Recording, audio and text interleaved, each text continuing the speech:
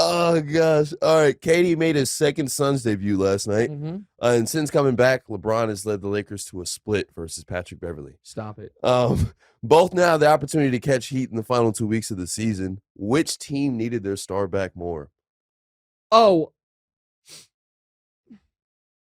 oddly, the Suns, because they need to get on the court together. Right. So there's a lot here. Before we get to any of it, did you see LeBron's post-game interview yesterday? Yeah, where he was like basically naked.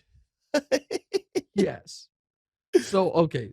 So, I mean, here, I should have told the producers, but there it is. What do you make of that? Do you think that there was... I'm trying to show his youth?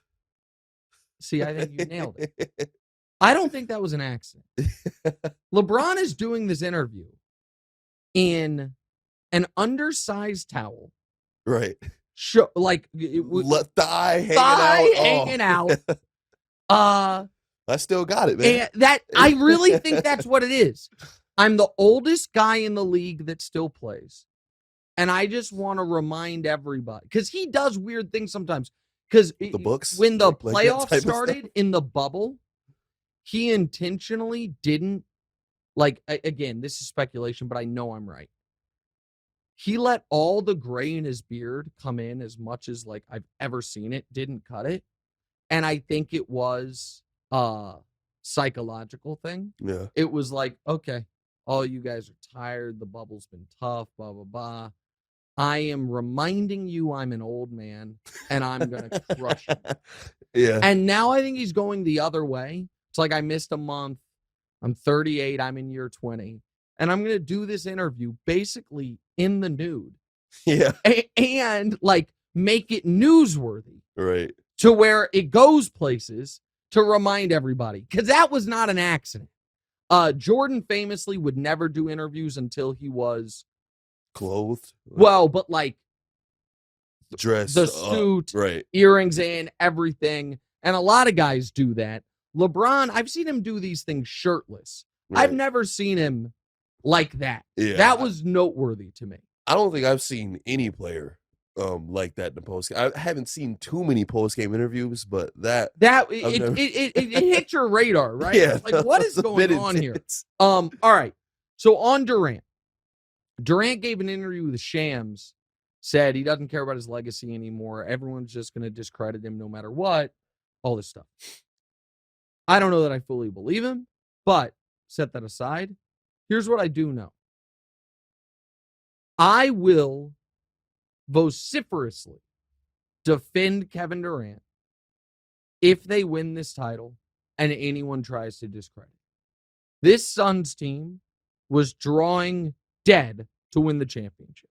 0%. They had their window had closed. Chris Paul has moved to a different stage of his career. Booker's a really good player, but not good enough to carry a team to a championship as the unquestioned alpha without a great co-star. I know they made the finals 2 years ago, and Booker was the best player, but he wasn't. Chris Paul was the glue of that team, and Booker was a way overqualified number 2. And they lost anyway. Lost 4 straight. So I think that this is not like the Warriors at all. It's not even like the Nets when they trade for Harden and they look like, okay, they've stacked the deck. It's like if the Nets had won the title last year, I don't think anyone would have discredited it. And this Suns team, we have proof of concept with them, 70 games of them without Durant. They were not a championship caliber team. If he parachutes in and they win the title, he gets, to me, if he parachutes in and they make the finals, massive, massive credit. So I don't think that's going to happen. Now on the LeBron thing. He's a ring hitman. Well, what do you mean? If you were to win the title with him? Well, I guess. I mean, we've never seen a team acquire their best player mid-season and win the title. We've seen the defending champion Rockets acquired Clyde Drexler. So we're still saying Curry was the better one. No, they didn't acquire him mid-season. Oh, okay. I see. No, we've seen guys, KG and Ray Allen came to the Celtics. They immediately won a title. Right. We've seen that. We saw Anthony Davis join the Lakers. They won a title. He was the second best guy. But in the offseason, we've seen it. I'm talking about a mid-season trade. Right. We saw the 95 Rockets add Clyde. They were the defending champs. They were the 6th seed. They ended up winning the title. We saw the Pistons make a massive trade in 89 and win the title. But again, Isaiah was their best player. We've never seen Wilt was traded midseason. They didn't win. We've never seen a team get their best guy and go win the title. And they'd be doing it having played 10 games together. Right. So that is noteworthy on his end. The LeBron thing is fascinating because I do think the Lakers are a super dangerous team right now. Super dangerous. LeBron, AD, and D'Angelo Russell have only played 3 games together. They haven't lost. AD, you can't rely on him every night, but when he's good, he's an unquestioned, the best AD is one of the top 8 guys in the league. The problem for him is he's not consistently, so his bad nights are really bad for a superstar. And LeBron, come the postseason, man, just manipulates every possession. Now they have a huge game Friday against the Timberwolves.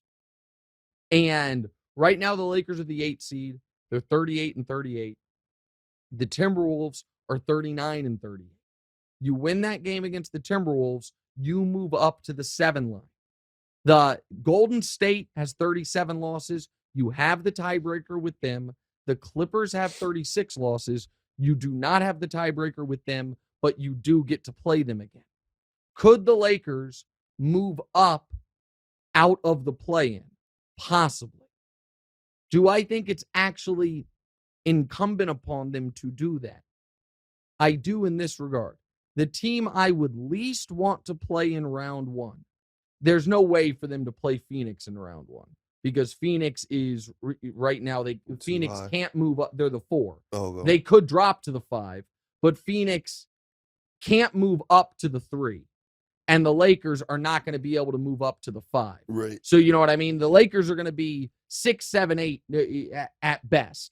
And so they're not going to be able to play Phoenix. The team I would least want to play is Memphis because the Lakers have no one to guard Ja. Absolutely no one to guard Ja. The team, oddly enough, I'd like to play is Denver. But because Jokic, I think, could have real trouble with Anthony Davis and LeBron will put him in million pick and rolls.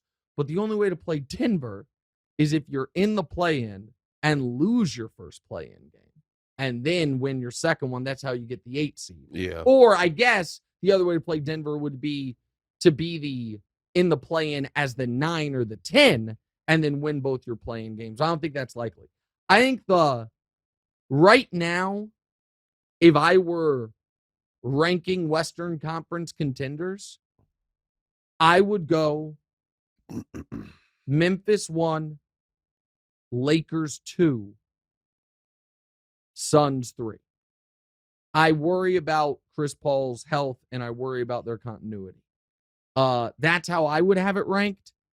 And I think the Lakers could be really well positioned. It's worth noting, despite LeBron missing a month and missing 2 weeks earlier in the year, and despite Anthony Davis missing a month, since the 2-10 start, they are 36-28.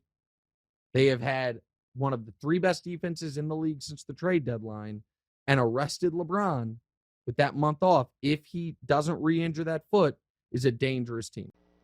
Hey, thanks for watching. Hit the subscribe button to get more from the show and make sure to click the bell to get notified every time new content drops. Check out full episodes of What's Right wherever you get your podcasts, or just click the link in the description below.